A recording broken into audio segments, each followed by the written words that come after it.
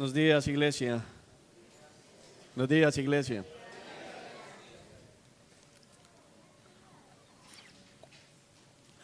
Qué hermoso cántico que pudimos presentar delante del Señor.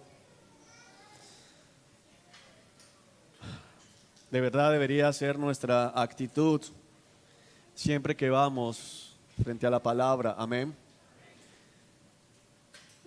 Iniciando el estudio bíblico en la mañana de hoy, el Señor traía a mi mente, y no, estoy seguro, Dios nunca hace nada al azar.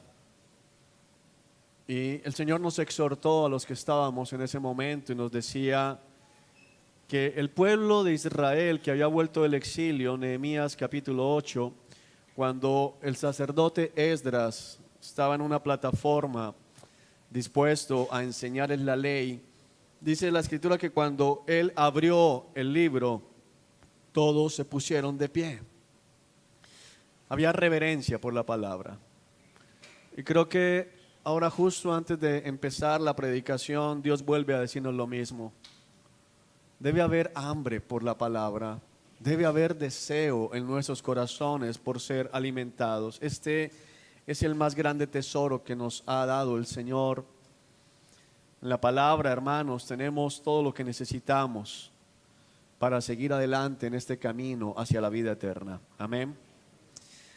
Dicho esto, el día de hoy vamos a estar estudiando, vamos al Evangelio según Lucas.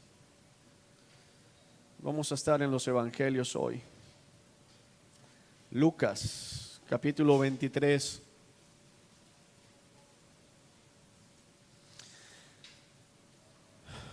Oremos. Amado Dios, gracias. Es un privilegio tan grande poder estar aquí. Es algo tan inmerecido. Que tú te dignes a abrir tu escritura a nosotros simples mortales y darnos capacidad de entenderla es algo tan asombroso. Que el amor por tu palabra, Señor, llene esta congregación. Que podamos realmente amar, atesorar, Señor, tu palabra, Dios que estás en el cielo. Oh Señor, hoy necesitamos escucharte. Necesitamos escuchar tu palabra, Señor. Porque si tú no nos hablas, ¿cómo podríamos seguirte?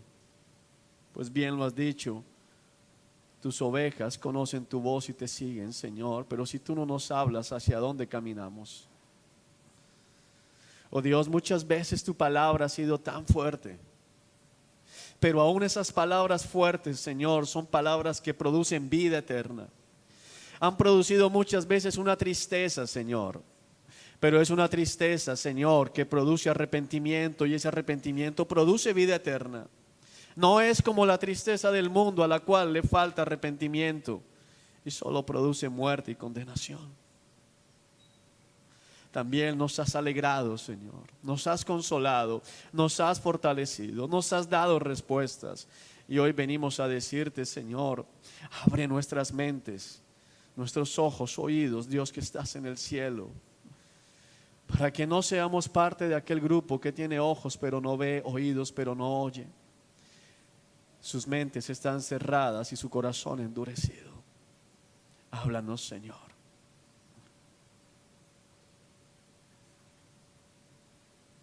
Que pueda predicar, amado Dios, como me has recordado que lo debo hacer.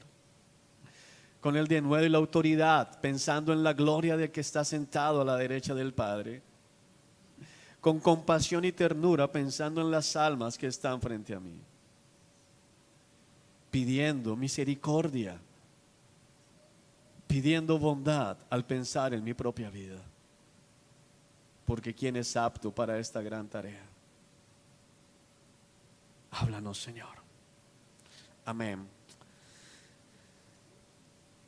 El día jueves, el Señor, a través de nuestro hermano Gerson, nos hablaba acerca de Pedro.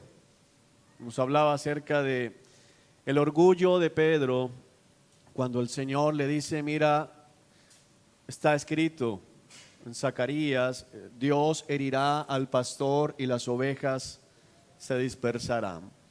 El Señor Jesucristo les dice con toda claridad, ustedes me van a abandonar, ustedes van a huir cuando ustedes vean que soy prendido, que soy herido por Dios. Pero luego yo les voy a restaurar. Dirige en esas palabras en la última noche que estuvo con ellos antes de su muerte, especial diálogo con el apóstol Pedro, diciéndole, mira, Satanás ha pedido zarandearlos, pero Pedro, yo he orado, Simón le dice allí, he orado por ti para que tu fe no falle, y cuando te arrepientas y te vuelvas a mí, puedas fortalecer a tus hermanos. Sin embargo, el apóstol Pedro, haciendo uso de orgullo y de autoconfianza, como bien lo explicó el Señor a través de Gerson, dijo, no, a mí eso no me va a pasar. Y Pedro llegó incluso a decir, puede que todos te abandonen, es decir, ellos pueden fallarte, pero yo no te voy a fallar. Sin embargo, la respuesta de Cristo fue, ay Pedro, tú dices eso, pero hoy mismo, Pedro, ni siquiera va a pasar un día, hoy mismo, antes de que el gallo cante 3 veces, 2 veces, perdón, tú me vas a haber negado 3 veces, Pedro. Jamás, Señor, jamás te voy a negar. Conocemos la historia. Pedro negó al Señor. Lo negó primero en una oración sencilla, luego usando maldiciones, y luego jurando y usando maldiciones, trayendo maldiciones sobre sí mismo, negando al Señor. Esta mañana que compartíamos el devocional con los ministros, varios dijeron cómo esa prédica les había ministrado. Y llegué a mi casa esa noche y le decía a mi esposa, el Señor me habló muchísimo en medio del mensaje. Y estando allí, el Señor me daba lo que debo predicar hoy, pero quiero que lo entiendas no como que Dios me habló para contarte lo que tú necesitas escuchar, sino que Dios me habló lo que yo necesitaba escuchar y que sé que muchos aquí necesitan escuchar. No me estoy sacando, sino estoy diciendo yo estoy ahí metido en lo que voy a predicar en la mañana de hoy. Amén. Gerson tocó 3 pasajes que hablan de la negación de Pedro, pero dejó uno que el Señor me lo trajo al corazón. Está aquí mismo en Lucas. Vayamos unas páginas atrás al capítulo 22.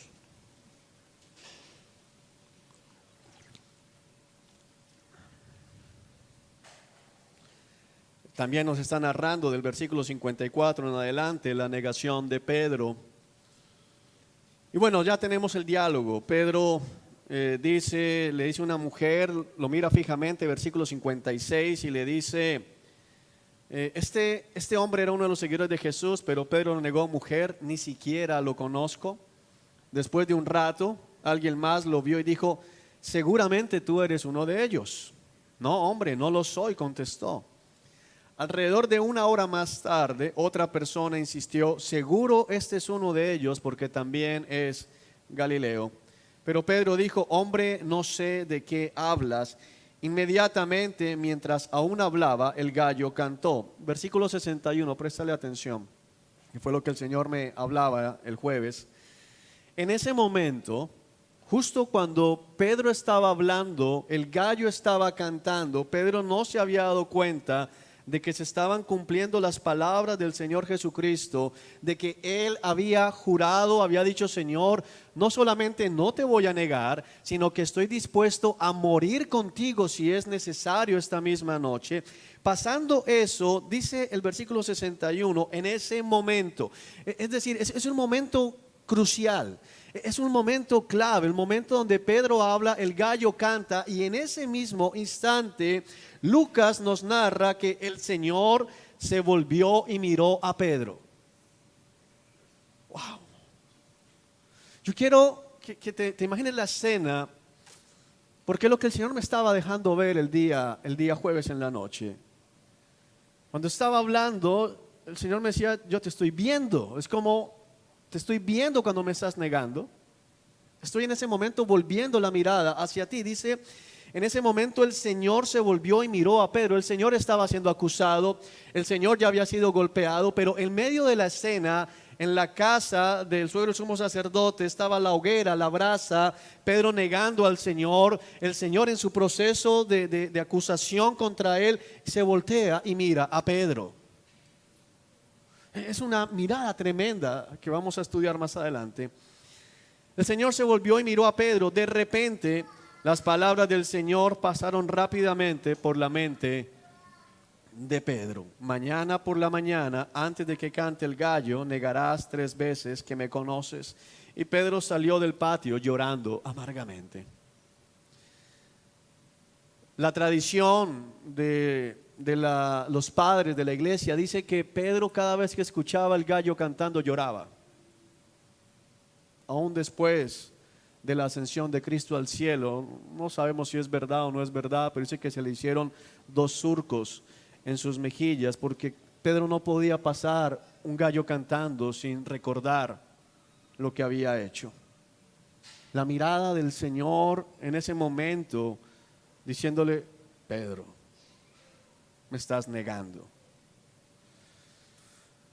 Dios nos ha venido hablando a lo largo de todo este año, particularmente en los últimos meses, nos habló acerca de examinarnos, de revisar nuestras vidas. Nos habló de lo que consistía la vida bajo el nuevo pacto, los peligros del nuevo pacto. Hace 8 días nos dijo de la mayor tribulación, que es el abandono de Dios, cuando Dios le dice a una persona, ¿te quieres ir? Vete. Como se volteó y le dijo a los discípulos que ustedes también se quieren ir, Juan capítulo 6, cuando muchos dijeron, dura palabra es esta, ¿quién la puede aceptar? ¿Quién la puede recibir? ¿Quién puede? No, eso es muy difícil. Se van, le dan la espalda al Señor para nunca regresar. Y Pedro dice lo que acabamos de cantar, ¿y a dónde iríamos, Señor, si solo tú tienes palabras de vida eterna? Nos decía eso el Señor de cómo Dios va a llegar el momento en que algunos los va a abandonar. Y esta semana, hablando con mi esposa, yo le decía, mira, todo está calmado, pero es una tensa calma espiritual. No es la calma de todo está bien, es una calma de algo más delicado está pasando. Puede que tú digas, no, pero mira, es mejor la calma que la tormenta, pero si tenemos pasajes en la Escritura, podemos ver que a veces en medio de la tormenta es lo mejor que puede pasar, porque Cristo viene inclusive caminando sobre las aguas. Los discípulos luchaban camino a Betsaida, se estaba inundando la barca. Era un momento bien peligroso y Cristo viene caminando por las aguas y calma todo cuando sube en la barca. A veces pensamos que los momentos de mayor turbulencia son lo peor que nos puede pasar. No. A veces los momentos de mayor turbulencia son los mejores momentos en la vida espiritual. Pero esta semana, después del mensaje del domingo, yo siento una tensa calma y he orado por esa tensa calma y creo que la respuesta está hoy. ¿Cuál es el significado de esa tensa calma? ¿Qué es lo que Dios está mostrando con esa tensa calma? Y con varias cosas que han pasado esta semana de lo que Dios nos está llevando al cuidado de la iglesia, de cómo Dios nos ha venido diciendo, déjalos. O sea, no le ruegues para que venga, no le ruegues para que ore, no le ruegues para que lea, no lo quiere hacer, yo ya voy a lidiar con él. Es una tensa calma en la que Dios está haciendo algo más delicado y está comenzando a separar las ovejas de las cabras. No te has dado cuenta tal vez, pero Dios está comenzando a separar el trigo de la cizaña, las ovejas de las cabras, y está comenzando a hacer esto. Esto es bíblico, es lo que Dios va a hacer al final de los tiempos, pero está comenzando a hacerlo y decir, mira, vamos a diferenciar y vamos a poder ver entre aquellos que verdaderamente se han arrepentido y aquellos que simplemente se han dado golpes de pecho. Hoy tengo un mensaje que va especialmente dirigido para aquellos que son como Pedro. Y puedes decir, bueno, yo no quiero ser como Pedro, yo no quiero ser como Pedro en haber negado al Señor, pero aquellos que son como Pedro, que lloraron amargamente, pero que tenían un arrepentimiento genuino. Este mensaje va especialmente dirigido para aquellos que han estado escuchando los mensajes con atención, que no los han echado en saco roto, aquellos que han comenzado a ver que su vida no es conforme a la palabra de Dios, les ha dolido ver eso y se están esforzando genuinamente, han buscado a Dios en oración, han puesto trabajo en su casa, han pedido ayuda a su cónyuge, a sus padres, a sus hijos, a sus hermanos en Cristo para decir, ayúdame a hacer lo que Dios desea que yo haga. No quiero seguir viviendo de la misma manera. Este es el grupo que Dios está guardando. Es el grupo que Dios está llevando hacia las puertas de la Jerusalén celestial, tomando el libro del Éxodo como referencia del Éxodo que vive la iglesia. Es el grupo que está a puertas de la tierra prometida. Pero hay un grupo que también, en teoría, va camino a la tierra prometida, pero que no va a disfrutar de la tierra prometida. Un grupo en el que está gente que está todavía con el manto babilónico en la mente. Gente que todavía está mirando la plata, los lingotes de oro, y que aunque pasen la victoria de Jericó, van a caer en ahí.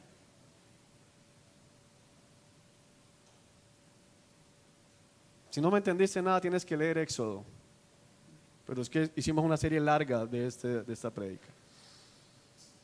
Vas a entrar, estás caminando, todavía eres miembro,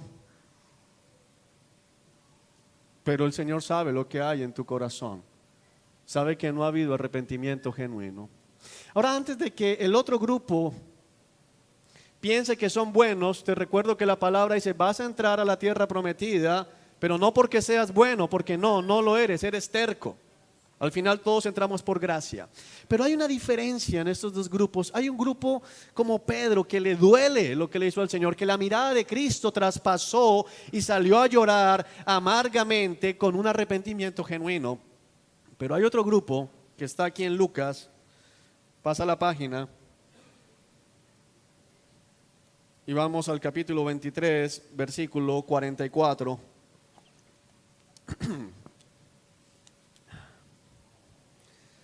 El relato de la muerte de Jesús. Dice, ya era alrededor del mediodía y la tierra se llenó de oscuridad hasta las 3 de la tarde.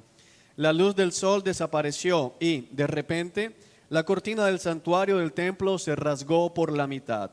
Después Jesús gritó, Padre, encomiendo mi espíritu en tus manos. Y con esas palabras dio su último suspiro. Cuando el oficial romano encargado de la ejecución vio lo que había sucedido, adoró a Dios y dijo, este hombre era inocente de verdad. Versículo 48 es el punto que identifica a este segundo grupo. Y cuando todas las multitudes que habían venido a observar la ejecución vieron lo que había sucedido, regresaron a casa con gran dolor. Otra versión dice, regresaron a casa dándose golpes de pecho. Vieron a Cristo morir como murió, vieron el cielo oscurecido, sintieron el terremoto que dice la palabra que se dio en los otros evangelios, vieron el grito de Cristo, escucharon las palabras, Padre, perdónalos porque no saben lo que hacen. Escucharon al Señor llamando al Padre diciendo, Elí, Elí, como lo estudiamos hace 8 días, lama sabachthani, ¿por qué me has abandonado? Y luego dice, Padre, encomiendo mi espíritu en tus manos. Y esta gente, al ver la muerte de Cristo, se sienten convictos. Están frente a la cruz. Quiero que entiendas esto, porque este grupo no estaba en otro lugar lejos de Jerusalén. Ni siquiera estaba dentro de Jerusalén, porque Cristo no murió dentro de la ciudad, murió afuera de la ciudad en el monte Gólgota. Estaban a los pies de la cruz, vieron la sangre, podían tal vez oler la sangre, que la sangre huele. Escucharon de primera fuente, primaria, las palabras de Cristo. Y cuando Cristo muere, se llenan de dolor. Dice que esta gente, todos los que estaban allí, toda esa multitud, regresaron a casa con gran dolor. Versículo 49 nos muestra otro grupo. Pero los amigos de Jesús, es importante ver que Lucas escribe este evangelio mucho tiempo después de la muerte, resurrección y ascensión del Señor Jesucristo. Cuando la iglesia ya había sido perseguida, ya se había dado el tercer viaje misionero, es decir, estamos en el 50 y tantos después de Cristo, se escribe este evangelio. Así que cuando Lucas dice los amigos de Jesús, Lucas sabe de qué está hablando. Esta es gente que era verdadera amiga de Cristo, discípulos verdaderos de Cristo. Estos discípulos de Jesús, estos amigos de Jesús, incluidas las mujeres que lo habían seguido desde Galilea, se quedaron mirando de lejos. Si uno compara los dos grupos, podría pensar que el grupo del versículo 48 es un grupo que verdaderamente se arrepintió, que verdaderamente cambió, porque estaban cerca de la cruz, pero tienes que entender que no estaban cerca de la cruz por amor a Cristo, sino porque estaban disfrutando de la muerte de Cristo. Ese grupo que estaba al lado de la cruz, esta multitud, fue la misma multitud que en la mañana estaba gritando frente a Poncio Pilato: crucifícale, crucifícale. Fue la multitud que fue como amarillista a disfrutar la muerte de Cristo. Fue la misma multitud que decía: déjale. Cuando el soldado intentó ofrecerle vino al Señor, dijeron: déjale a ver si Elías viene a salvarle. Salvó a otro, dijo que era el Hijo de Dios, que Dios le salve si en verdad le ama. Esta multitud, al ver la muerte de Cristo, al ver que no era algo normal, se siente compungida, se siente confrontada, le duele. Darse golpes de pecho en la literatura para el pueblo hebreo es una señal de dolor, es una señal exterior de arrepentimiento.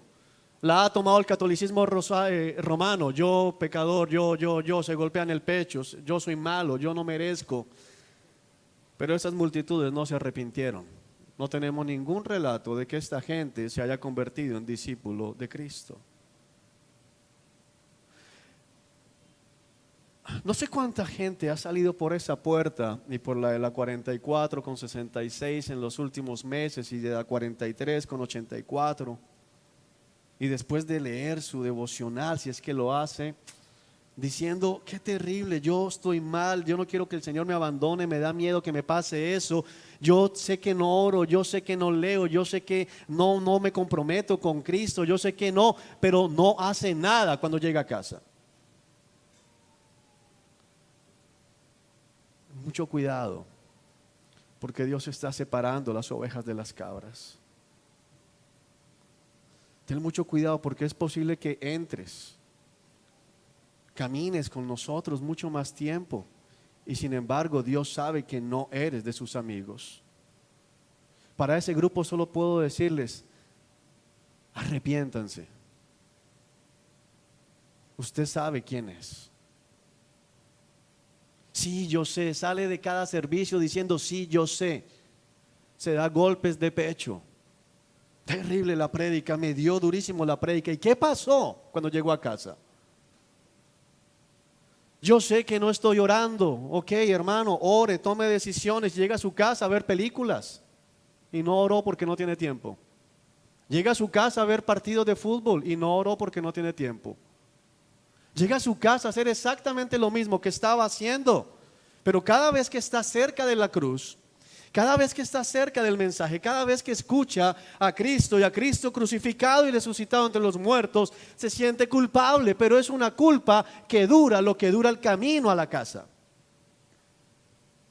Es una culpa que dura lo que dura que le entre una llamada al celular para invitarlo a otra cosa. No hay arrepentimiento allí. Se dieron golpes de pecho. Tal vez has llorado. Oh, qué terrible mi destino. Yo no quiero estar ahí, Señor, ten misericordia. Pero sales a hacer exactamente lo mismo.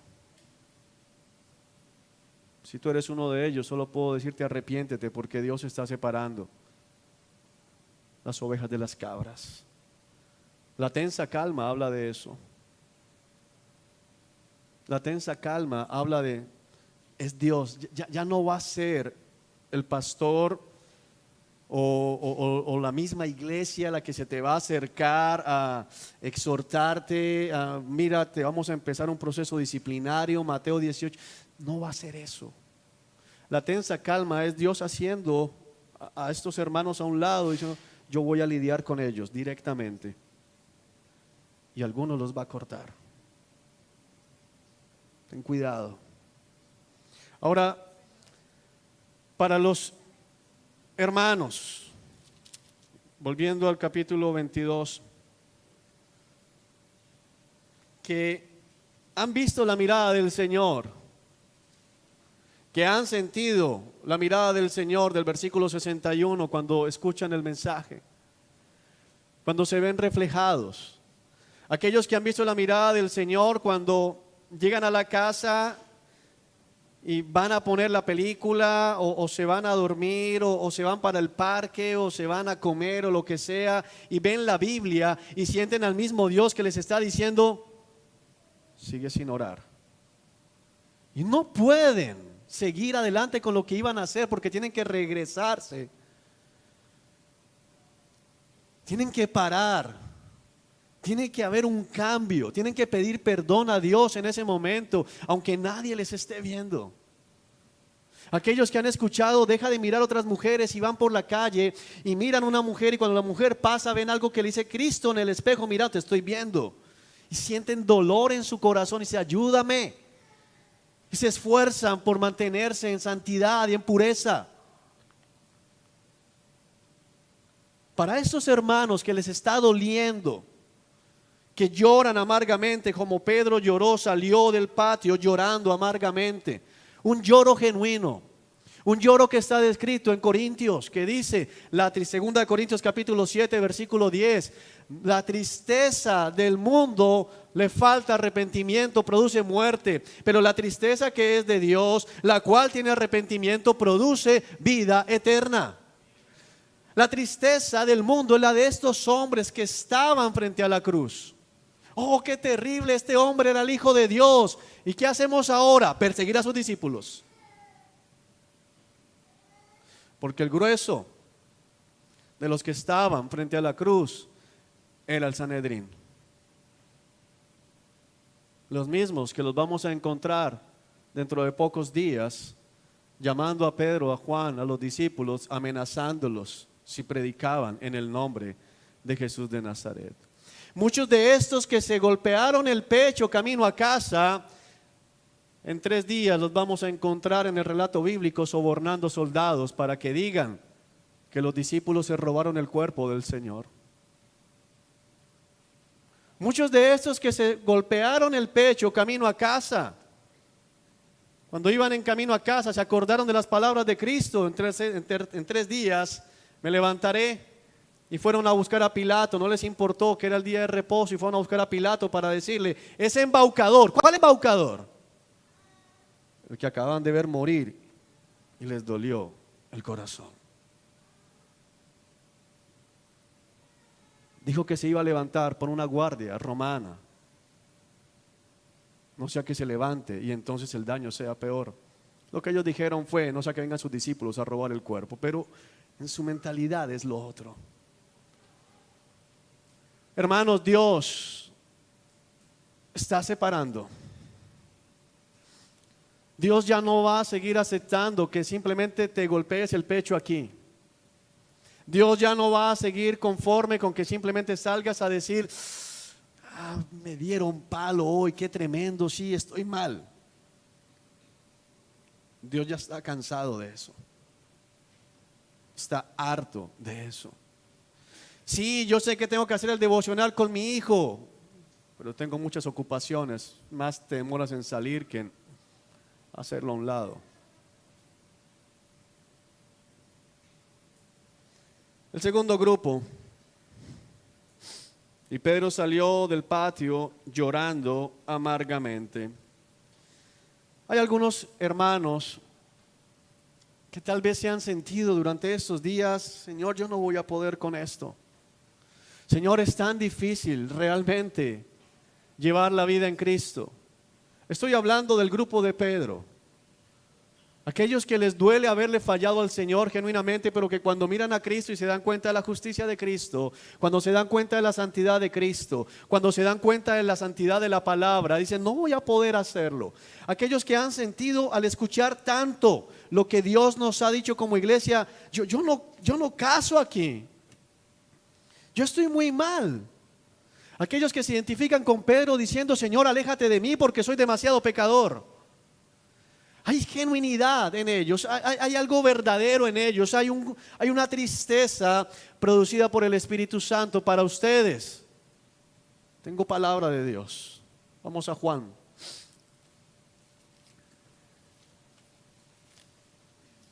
Capítulo 21.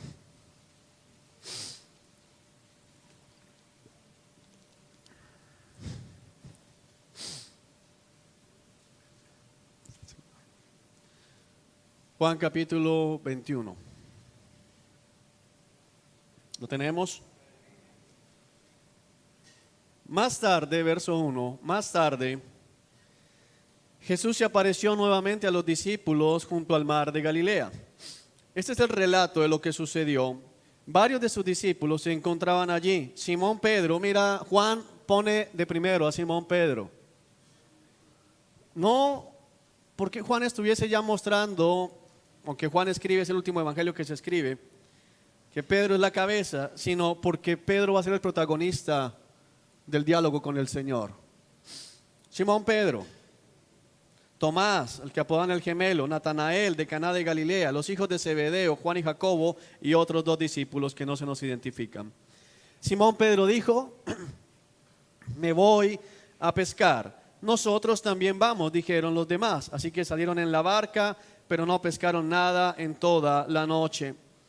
Cuando se da este relato, ya el Señor se había presentado en medio de la casa donde ellos estaban en Jerusalén. Pedro ya había visto al Señor con vida, ya había comido en medio de ellos. Cuando se presenta tienen algo para comer, cuando va a darle testimonio a Tomás, quien decía: hasta que no vea las marcas de los clavos y meta mi mano en la herida de su costado, no voy a creer. El Señor les dijo: esperen hasta que sean revestidos de poder de lo alto. Les dijo: vayan a Galilea, yo me voy a encontrar con ustedes a Galilea. Y vemos a Pedro en ese momento yéndose a pescar. No es el punto de la prédica, pero a veces nos hemos equivocado, muchos se han equivocado también en decir que lo que está haciendo Pedro aquí está mal. Decir: mira, Pedro otra vez pescando en lugar de estar predicando. No, Dios no los había mandado a predicar todavía. Les dijo: esperen hasta que sean revestidos de poder de lo alto y luego me serán testigos. No era el momento de predicar. Así que todo lo contrario, estamos viendo a Pedro aquí siendo diligente. Hay que comer, hay que trabajar con nuestras manos mientras llega el momento de salir a predicar. Así que salieron en la barca, pero no pescaron nada en toda la noche. Esto nos deja ver cómo muchas veces hay hermanos que pueden ser diligentes en su trabajo, hermanos que pueden ser esforzados en su trabajo y sin embargo no ver fruto. Sin embargo, llegar al final de la quincena y decir: no hemos vendido nada, no he construido nada, mira, no hay. Y no es por falta de trabajo, es soberanía del Señor. Amén. Al amanecer, versículo 4, Jesús apareció en la playa, pero los discípulos no podían ver quién era. Les preguntó: amigos, es bonito lo que vamos a ver acá, ¿pescaron algo? Porque el versículo 5 que tenemos aquí, amigos, realmente en griego es hijitos. Es el mismo término utilizado en la primera carta de Juan. Hijitos. Dios se presenta, Jesús se presenta delante de ellos y les dice: hijitos. Eso es importante porque nos demuestra que no estaba el Señor molesto con que estuvieran pescando. Hijitos, habla con ternura, se acerca a ellos con ternura. Hay una cosa bien bonita, hermanos, porque ellos no estaban en medio de una tempestad, ellos no estaban en medio de una tormenta. Cuando estamos en medio de la tormenta, vamos a ver a Jesús caminando hacia nosotros sobre las aguas en medio de la tormenta. Pero lo que está pasando aquí es diferente. Jesús está en la playa y es como Jesús ahora esperándonos en la Jerusalén celestial. Vengan hacia mí. No va Él hacia ellos para rescatarlos, porque ya los ha rescatado. Ya murió en la cruz, ya venció la muerte, se ha levantado, ahora es tiempo de recibirlos. Hay una diferencia, eso tiene una señal escatológica. Hijitos, ¿pescaron algo? No, contestaron ellos. Entonces Jesús les dice, ahora ellos todavía no sabían que era Jesús. Echen la red a la derecha de la barca y tendrán pesca. Ellos lo hicieron y no podían sacar la red por la gran cantidad de peces que contenía. Versículo 7. Entonces el discípulo a quien Jesús amaba le dijo a Pedro, es el Señor. ¿Qué hizo Jesús? Jesús se presenta con ellos y recrea un milagro que había hecho el día que se subió en la barca de Pedro. Señor ve las multitudes, allí también en Galilea. Se sube en la barca de Pedro, le dice, métete un poquito. Después de que predica, le dice, boga mar adentro y tira las redes. Y las redes comienzan a reventarse. Juan, que es el discípulo a quien el Señor amaba, el discípulo amado, le dice, es el Señor. ¿A quién se lo dice? A Pedro. Mira, Pedro, es el Señor. Y entonces, mira lo que pasa acá. Cuando Simón Pedro oyó que era el Señor, se puso la túnica porque se la había quitado para trabajar. Es decir, hay reverencia en Pedro. No me voy a presentar en ropa interior delante del Señor. Hay reverencia en Pedro. Llegó el Señor, me voy a poner la túnica. Y dice algo tremendo aquí la escritura. Se le había quitado para trabajar. Se tiró al agua y se dirigió hacia la orilla. Es el mismo Pedro que negó al Señor. Es el mismo Pedro que juró bajo maldición, no conozco a ese hombre. Es el mismo Pedro que había llorado amargamente, pero como su arrepentimiento era genuino, Pedro ahora corre hacia el Señor. Quien verdaderamente se arrepiente no se aleja del Señor, se acerca a Él. Quien verdaderamente se arrepiente no se aleja del Señor. Cuando la gente dice, yo no volví a la iglesia porque soy muy pecador y qué pena con el Señor, es mentira. Es falso. Quien verdaderamente tiene arrepentimiento va a correr a los brazos de aquel que le ha perdonado. Va a correr a los pies de aquel que le ha levantado y le ha traído del mundo de pecado y lo ha trasladado al reino del Señor. Va a ser como David, que cuando murió su hijo se bañó, se perfumó y entró al templo a adorar. Amén. Pedro corre, se tira al agua. Pedro no piensa en, bueno, pero ¿cómo me tiro al agua? Me voy a mojar. Pedro ve al Señor y Pedro se desespera por estar en la presencia del Señor. Hermanos, esto es lo que muestra un corazón arrepentido, un corazón que ha entendido el evangelio, un corazón que ha entendido que ha ofendido a su Señor, pero que para él lo único importante es que el Señor. Pedro no se quedó pensando, pero ¿y los pescados? Muchos dicen que se han arrepentido, pero todavía tengo asuntos que resolver. Aquellos que se golpean el pecho simplemente se quedan resolviendo asuntos de este mundo. Ahora, no estoy diciendo que los demás discípulos sean diferentes a Pedro, porque la escritura no nos lo va a mostrar. Estos hombres cubrieron a Pedro. Era el dueño de la barca. Pedro se tiró al agua. Estos hombres van a llevar la barca a la orilla, pero el punto del pasaje es, Pedro lo suelta otra vez todo y sale corriendo delante al Señor. Cuando empezó el ministerio de Pedro, Pedro ve que salen los peces y ¿qué dice? Aléjate de mí. Ahora que Pedro ha pasado por la tribulación, ahora que Pedro ha negado al Señor, se ha arrepentido genuinamente y el Señor saca peces, ¿qué hace Pedro? Corre al Señor. Hay una gran diferencia. El verdadero creyente que se arrepiente, el genuino creyente, al que le ha dolido el pecado, el que ha estado estas semanas, estos meses diciendo: Señor, no puede ser que yo haya hecho esto, me duele haber hecho esto, se está esforzando por hacer lo correcto, no quiere estar lejos del Señor. No dice: aléjate de mí que soy pecador, sino que está diciendo: me acerco y me aferro a ti, porque mi única esperanza de justicia está a tus pies. Hay una gran diferencia. Entiende, como nos lo recordaba el Señor, que no es en la propia justicia, sino en la gracia y la justicia de Cristo Jesús. Los otros, versículo 8, se quedaron en la barca y arrastraron la pesada red llena de pescados hasta la orilla, porque estaban solo a unos 90 metros de la playa. Cuando llegaron, verso 9, encontraron el desayuno preparado para ellos: pescado a la brasa y pan. ¡Wow! El Señor les preparó un desayuno. Ahora, Pedro lo negó, pero todos lo abandonaron. Porque a veces pensamos solamente en Pedro, ese Pedro, y ese Mateo, ese Santiago, y ese Tomás, y aún ese Marcos, que parece que iba detrás de los discípulos y lo prendieron de la túnica y quedó desnudo corriendo. Los 7 que estaban ahí, los 6 que acompañaban a Pedro, también habían abandonado al Señor. Todos le han fallado al Señor. Todos. Y una de las características del verdadero discípulo es que no dice: bueno, yo no soy como Pedro. Pedro juró bajo maldición que no conocía al Señor. Yo no he llegado tan allá, estoy bien.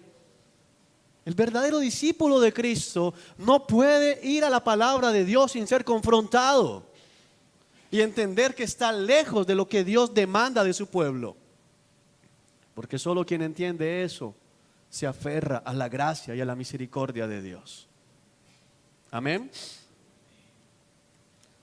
Encuentran un desayuno: pescado a la brasa y pan. Entonces, ¿por qué el Señor le dice el versículo 10: traigan algunos de los pescados que acaban de sacar? Algunos dicen, creo que interpretando mal, que faltaban peces. Bueno, no, es Dios. Lo más probable es que cuando hizo ese desayuno, lo preparó ahí, lo creó. En ese momento le está diciendo: traigan lo que acaban de sacar, porque Dios cuida no solamente de su pueblo, el espíritu, sino el cuerpo, porque el cuerpo es para el Señor. Por eso tenemos promesas de que no moriremos de hambre y no andaremos por allí desnudos, porque el Señor cuida nuestras necesidades corporales también. Amén. Así que Simón Pedro subió a la barca y arrastró la red hasta la orilla. Había 153 pescados grandes y aún así la red no se había roto. El Señor, cuando llama a Pedro, a Juan y a Jacobo, les dice: dejen las redes y yo los haré pescadores de hombres. Aquí hay algo, Dios llamando: mira, ha llegado el momento. Las redes no se van a romper. Van a pescar buenos peces. Ahora van a aprender a pescar personas. Estuvieron conmigo 3 años. Se me ha dado toda autoridad en el cielo, en la tierra. Ahora van a cumplir por lo que los llamé. Pero más importante es que el versículo 12 dice: ahora acérquense y desayunen, dijo Jesús.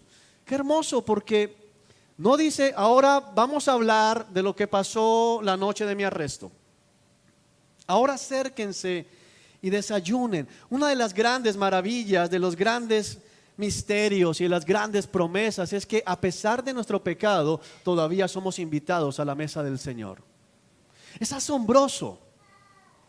Es asombroso, y muchos comentaristas bíblicos, yo coincido con ellos, dicen que lo que Cristo está haciendo es una tipología, un símbolo de la cena del Señor allá, las fiestas, el gran banquete que tendremos en el cielo, donde llegaremos a pesar de haber negado muchas veces al Señor, donde llegaremos a pesar de haberle faltado muchas veces, pero donde llegaremos porque también nos hemos genuinamente arrepentido. Amén. Dice: ninguno de los discípulos se atrevió a preguntarle: ¿quién eres? Porque todos sabían que era el Señor. Entonces Jesús les sirvió el pan y el pescado. esa fue la tercera vez que se apareció a sus discípulos después de haber resucitado de los muertos. Verso 15, y aquí comienza lo más precioso de esto. Después del desayuno, Jesús le preguntó a Simón Pedro, ¿sabes? Jesús no le amargó el desayuno a Pedro. Come, Pedro, no te preocupes, come. Después vamos a hablar, pero come. Eres bienvenido a mi mesa. Porque si el Señor primero lo llama, Pedro, vamos a hablar de la noche en que fui capturado. De pronto los jugos gástricos allá se le van a amargar el almuerzo, el desayuno a Pedro. Es hermoso la ternura, el cuidado del Señor. El Señor primero nos muestra su amor. Está extendiendo misericordia. Ven, come, Pedro. Él ha venido mostrando y extendiendo misericordia a la iglesia hace rato. Ven y come, ven y come. Vamos a ponernos en orden, pero ven y come. Por eso es que hay esa tensa calma. Porque muchos están abusando y burlándose de eso.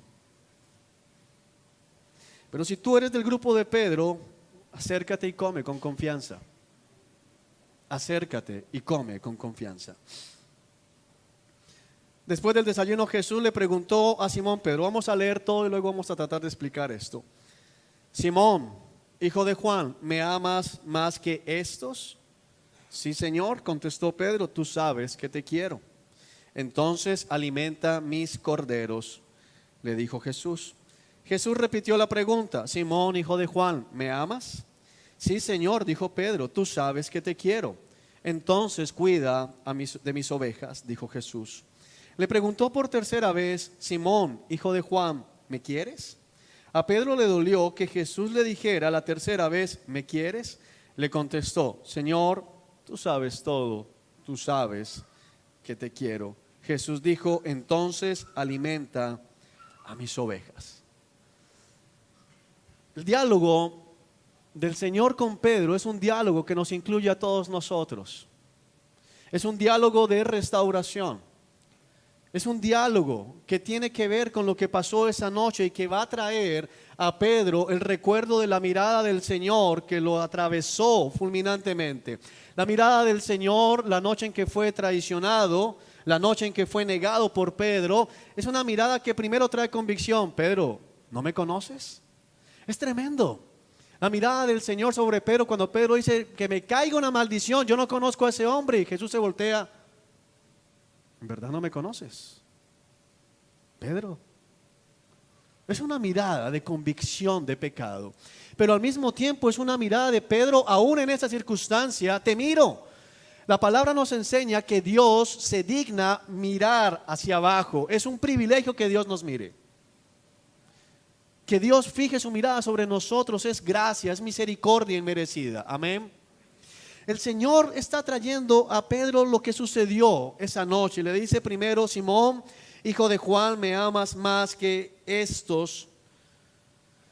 Hay una querella entre qué significa realmente la frase me amas más que estos. Alguno dice, me amas más que a estos.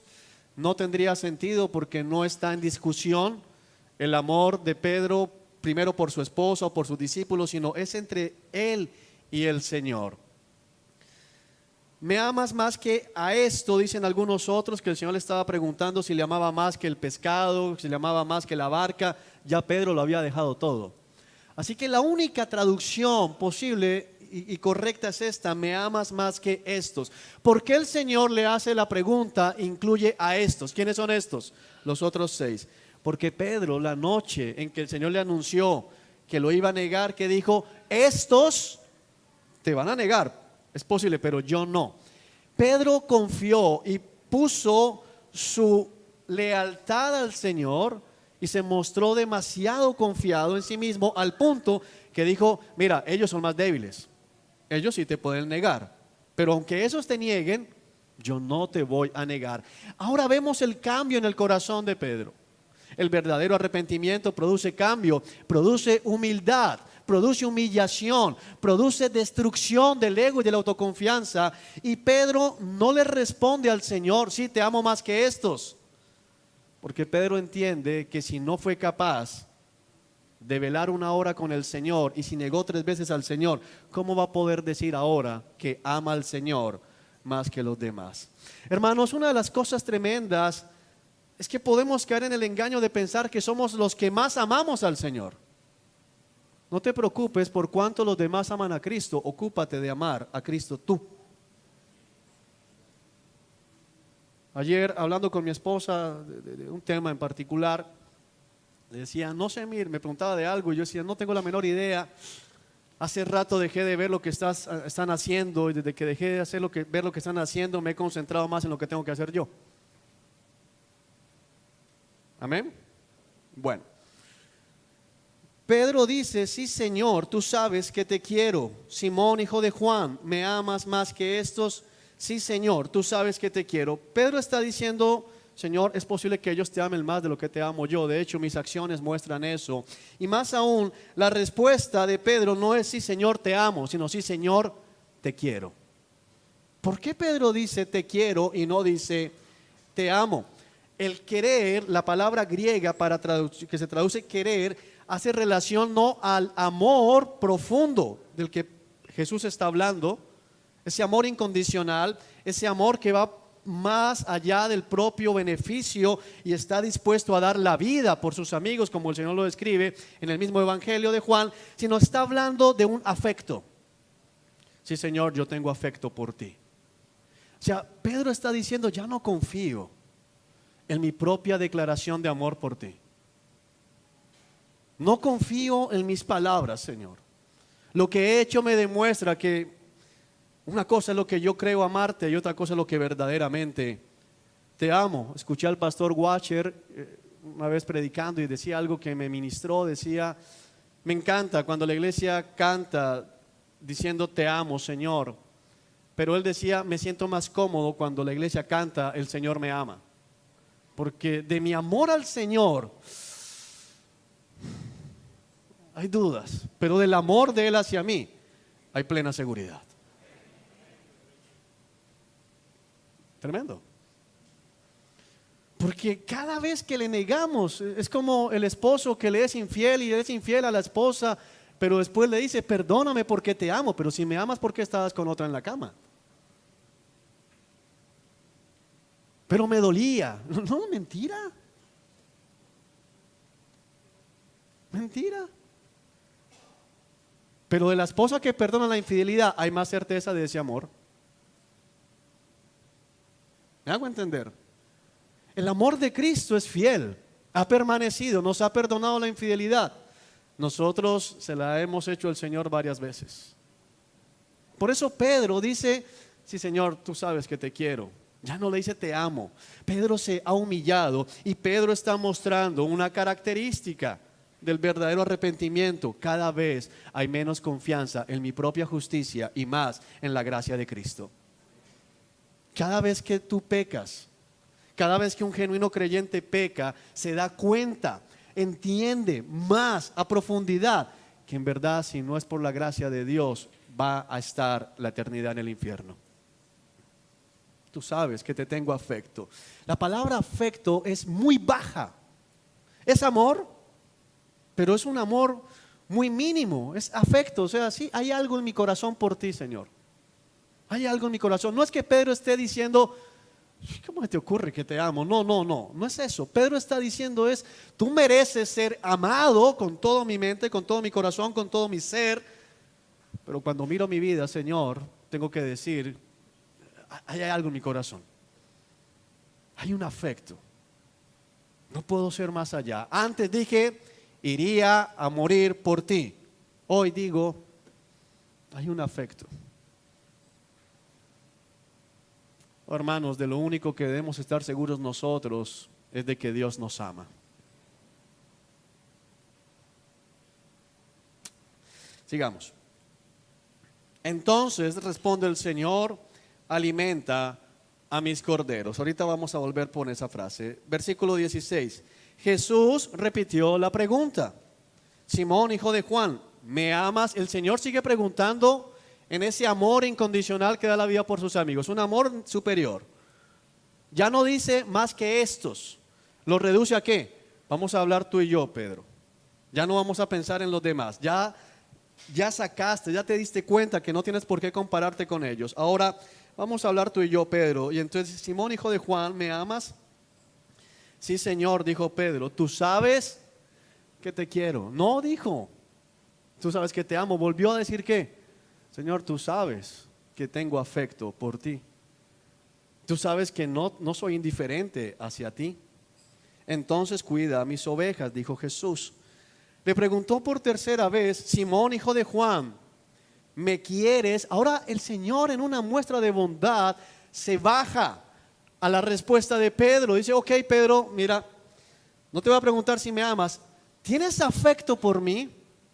Es como si este esposo o esta esposa agraviada en el proceso de reconciliación le dice al esposo, bueno, ¿sientes algo por mí? ¿Tienes aunque sea un afecto por mí?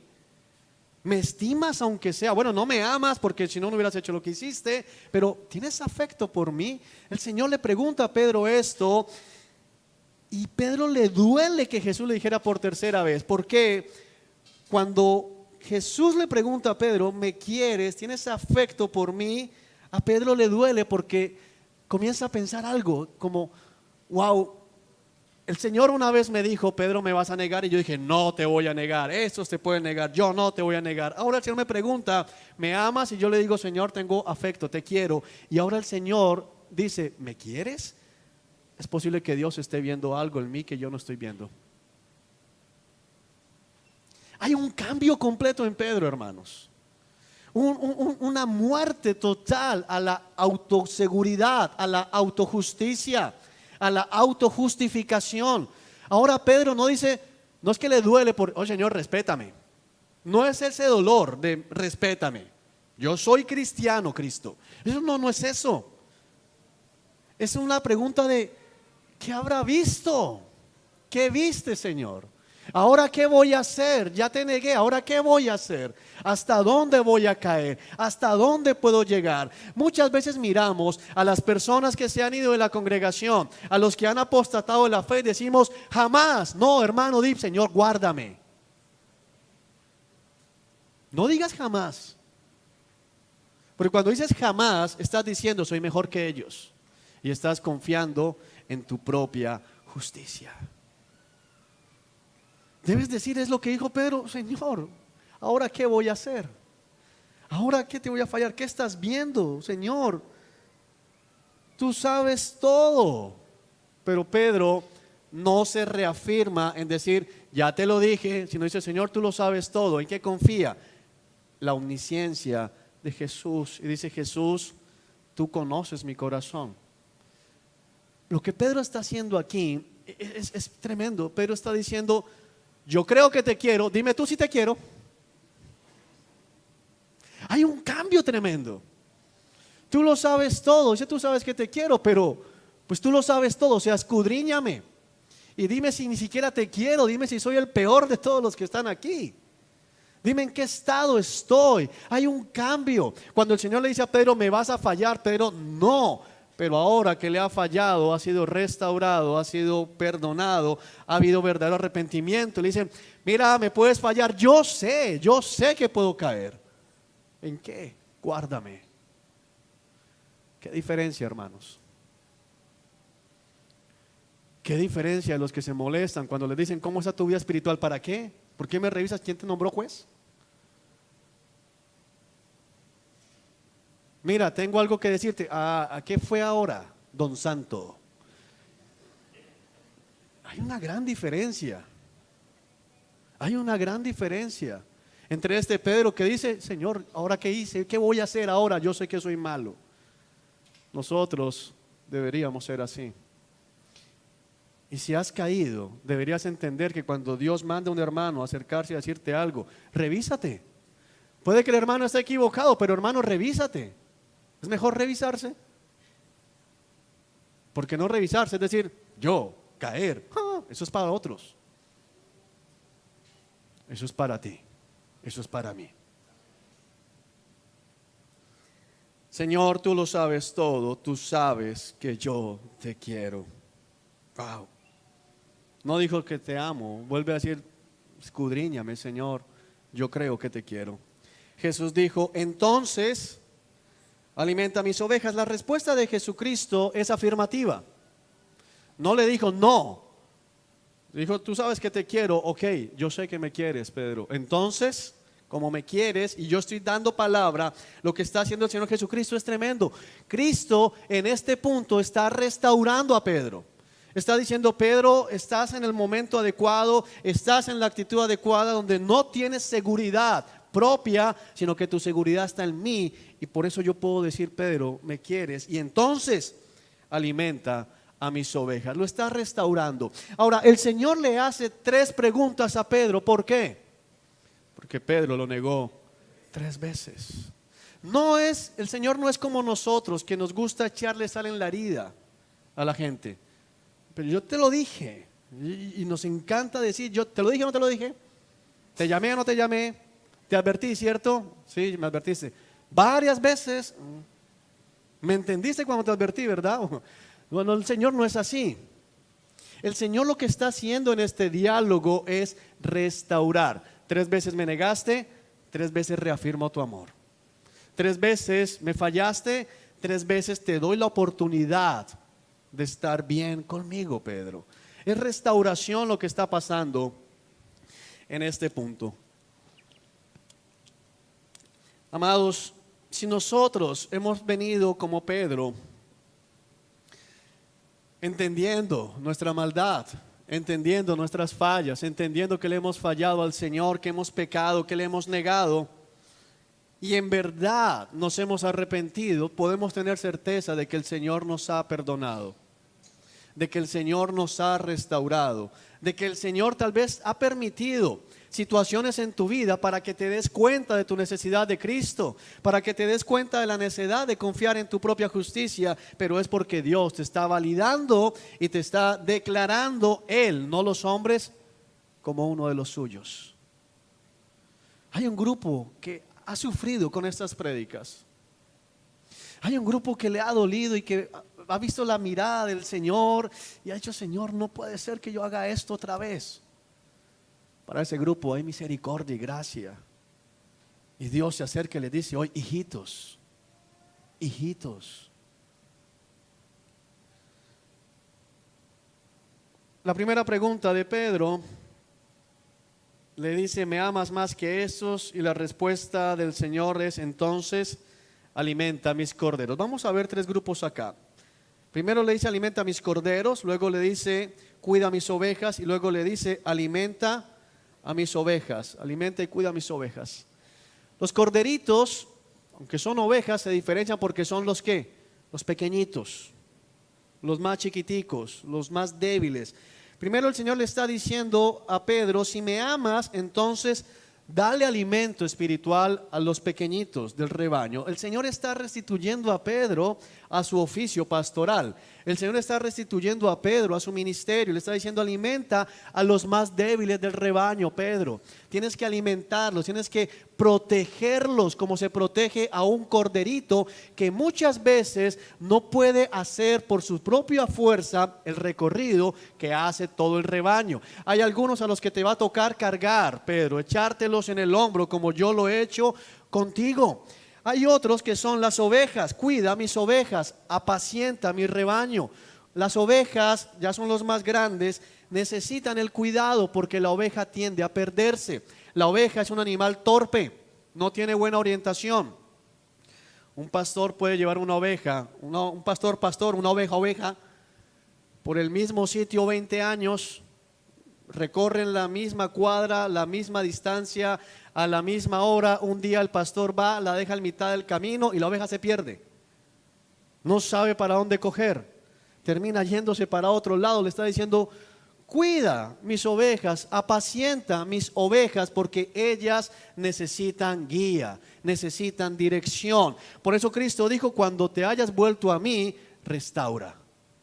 Cuando te hayas vuelto a mí, consuela a los hermanos. Es lo que está pasando aquí. Y por último le dice, entonces, como me amas, como me quieres, más bien, dice aquí la palabra alimenta a mis ovejas.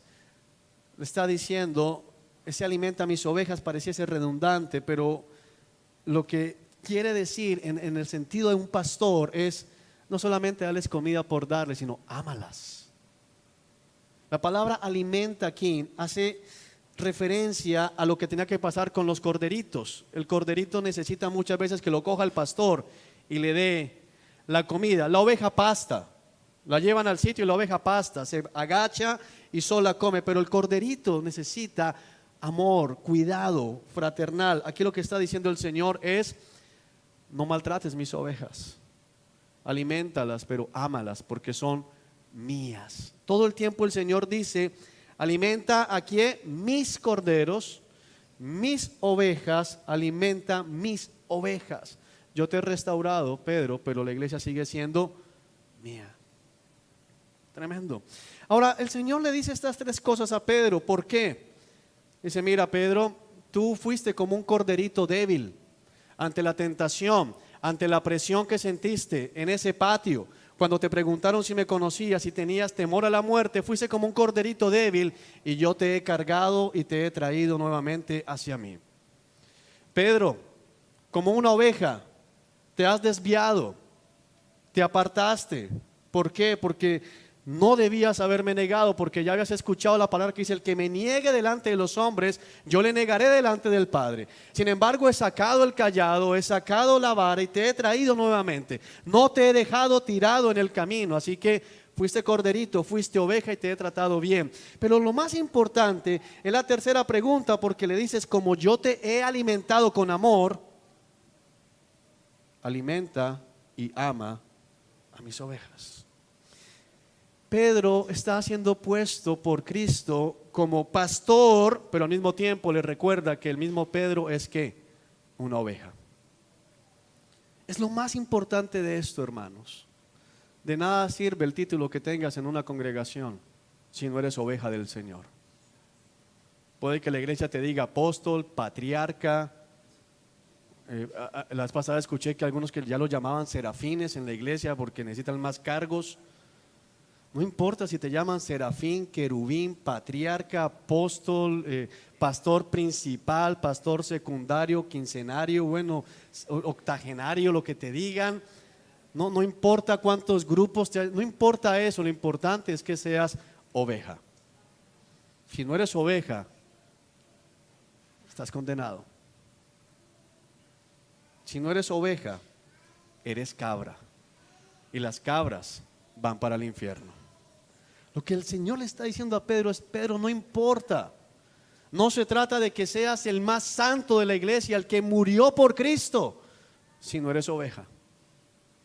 Lo está poniendo en otra posición. Y es la posición que el Señor a nosotros nos da en la mañana de hoy, diciéndonos: yo te perdono, yo te extiendo misericordia. Te has arrepentido genuinamente, yo te restauro. Pero hermano, eso se lo estoy diciendo a los hermanos, a los que se han arrepentido. Por eso he sido tan enfático desde el principio en decir: si tú has salido todos los domingos de este lugar, todos los jueves, a seguir haciendo lo que venías haciendo, para ti lo que espera es un terrible juicio si no te arrepientes. Esto es para los que se han arrepentido. Esto es para los que están luchando contra el pecado. Esto es para los que les duele el corazón cuando le han fallado al Señor. Esto es para los que están dando evidencias de cambio. No es para las cabras, es para las ovejas del Señor. Versículo 18.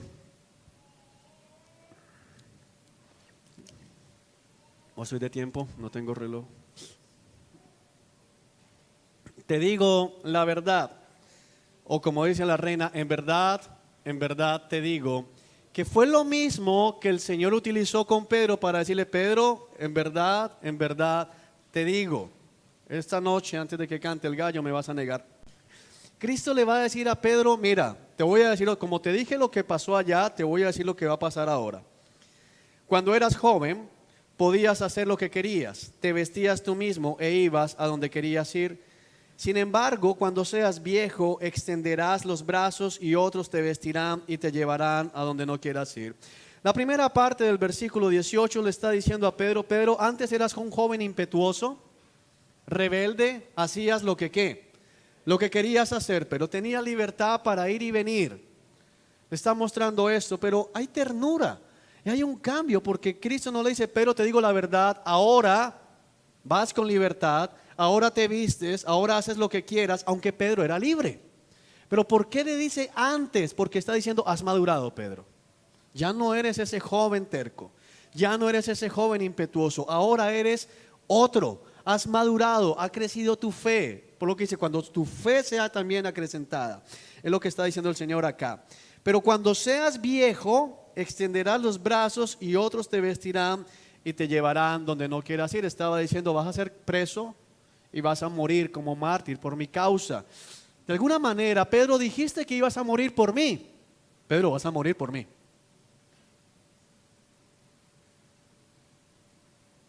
Ahora el Señor está diciendo, te llevarán a donde no quieras ir. Préstale atención, preciosa iglesia, el precioso rebaño del Señor. Escucha esto, porque Dios no está esperando que tú desees sufrir. Dios no pide que ames el sufrimiento. Dios no pide que desees ser martirizado por la causa de Cristo. Dios no está esperando que tú le supliques, Señor, ojalá entren a mi casa y me empalen. Dios no está pidiendo eso. Dios acepta y comprende que cuando te llegue ese momento no vas a querer ir allá. Está diciendo Pedro, no vas a querer ir allá. La aversión al dolor y al sufrimiento es natural al ser humano. Dios no espera que tú estés riéndote cuando te esté pasando todo. Mira qué enfermo estoy, ja, ja, ja. No está pasando eso, no es lo que Dios manda, sino que tengas contentamiento. Son dos cosas diferentes. A veces juzgamos, y a veces en la iglesia hay gente que juzga fuerte a los hermanos que están en momentos de dificultad y no se les ve. Oye, pero ¿por qué no te ríes como cuando estabas bien? Porque estoy mal. Juan, ¿por qué no brincas como cuando podías estar bien con los pulmones? Porque ya no los tengo bien. Ah, mira, no bendices a Cristo. No, yo bendigo a Cristo. Tengo contentamiento. Porque hablábamos hace unos días. Vas al funeral de alguien, se le murió el papá, lo ves llorando. Oye, impío, glorifica a Cristo. ¿Quién dijo que llorar es no glorificar a Cristo? Amén. Que entender, tú no vas a querer ir, le está diciendo, te van a vestir y te van a llevar donde no quieras ir. Si quedan dudas, el versículo 19 lo aclara. Jesús dijo eso para darle a conocer el tipo de muerte con la que Pedro glorificaría a Dios. Y entonces Jesús le dijo, sígueme. Sígueme, ¿qué le recuerda a Pedro? Cuando el Señor se subió en la barca, pescaron la pesca milagrosa, ¿qué le dijo a Pedro? Sígueme. Ahora sígueme nuevamente, Pedro. Es decir, ya te voy a decir, esto va a suceder. Ahora, ¿qué tenemos de diferencia? Pedro no dice, no, Señor, yo sí voy a querer ir. No, Pedro guarda ¿qué? Silencio. Dice, ok, cuando llegue ese día y me digan, alístate. No, yo no quiero. La tradición dice que Pedro murió crucificado y boca abajo, cabeza abajo. No dice que fue feliz. No quería, dice la escritura. No quería sufrir. De hecho, el mismo Cristo oró, Padre, si es posible, pasa de mí esta copa. Dejó también allí. Se vale pedir al Señor, no me pases por aquí. Se vale decir, Señor, apiádate. Se vale. Pedro se dio vuelta, versículo 20. Somos unos personajes. No digas Pedro es un personaje. Somos unos personajes. Pedro se dio vuelta, es decir, ¿qué le dijo el Señor? Sígueme. El Señor va adelante, si yo te digo sígueme, el Señor va adelante, Pedro va detrás, pero ¿qué hace Pedro? Se da vuelta y vio que detrás de ellos estaba el discípulo a quien Jesús amaba, es decir, Juan, el que se había inclinado hacia Jesús durante la cena para preguntarle, Señor, ¿quién va a traicionarte? Pedro le preguntó a Jesús, Señor, ¿qué va a pasar con él? O como dice la versión más corta, que dice más, Señor, ¿y este qué? O sea, Señor, yo voy a morir, listo, una muerte violenta. ¿Y este qué? ¿Y este cómo va a morir? ¿Y este cómo va a morir? ¿Cómo va a ser la de Juan? O sea, ¿qué pasa? Listo, yo voy a morir, pero ¿y este qué? Y la respuesta del Señor dice, Jesús contestó, si yo quiero que él siga vivo hasta que yo regrese, me gusta más la otra versión, ¿a ti qué? O sea, mira, Pedro, concéntrate. Yo te dije, sígueme, no te dije, mira, investiga cómo van a morir los demás. Porque ¿de qué le sirve a Pedro saber qué iba a pasar con Juan? La tradición nos muestra que Pedro murió de anciano, pero también dice que Juan murió de anciano, exiliado en la isla de Patmos, pero también nos dice que en Éfeso fue arrojado a una caldera de aceite hirviendo. Eso dice la tradición cristiana. Y que no murió, sino que salió rejuvenecido, como si hubiera sido un turco o algo así. Pero imagínate si el Señor le dice a Pedro, Juan, lo van a echar a una caldera hirviendo en Éfeso. ¿De qué le sirve eso a Pedro? Tal vez va a estar preocupado, o sea, ¿para qué? Lo que el Señor dice es, ¿a ti qué? ¿Por qué, hermanos?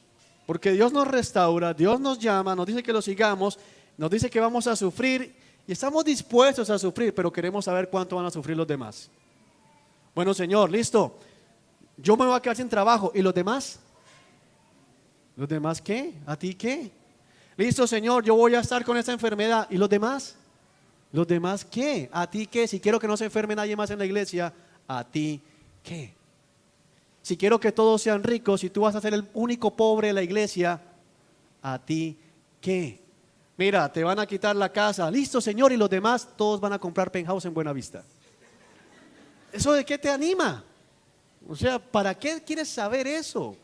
Es como yo sufro, pero que todos sufran. Es una cosa tonta, una curiosidad insana la que tiene Pedro acá y nos deja ver algo precioso para nosotros. Y es que, hermanos, el Señor nos restaura, pero seguimos haciéndola. Necesitamos seguir recibiendo la gracia y la misericordia del Señor. No te preocupes por cuánto está sufriendo el otro hermano. Y no digo que no te importe, sino si el otro no sufre, porque a veces me preguntan, Juan, y todos en la iglesia están así como yo, ¿para qué quieres saber eso? Juan, porque a mí el Señor me está dando hasta con el balde del agua. ¿A todos? No, fíjate que hay hermanos que a ti te están despidiendo, a otros lo acaban de ascender. ¿A ti qué? ¿A ti qué? Nunca he salido del área metropolitana de Barranquilla y el otro otra vez de viaje, otra vez para Europa. ¿A ti qué? Amén. No te preocupes por lo otro. Si yo quiero que Él siga vivo hasta que yo regrese, ¿qué tiene que ver contigo? En cuanto a ti, sígueme. O sea, el mandato del Señor para ti, para ti, para ti, para cada uno y para mí es ¿cuál? Sígueme. No te está diciendo, mira a los demás que no, tú sígueme. No te preocupes por nada más, porque cualquier cosa te puede distraer de seguir al Señor. Tu mirada fijada en Cristo Jesús, autor y consumador de la fe. Nada más. No importa qué esté pasando al lado. No importa qué esté pasando en la casa. ¿Qué están comiendo en tu casa? No, mira que si no nos ha bendecido todos los días churrasco. Señor, arroz y lenteja. ¿No a ti qué? No importa. Tú sigue a Cristo. Nada más. Amén. Vamos a orar, hermanos, a pedirle al Señor.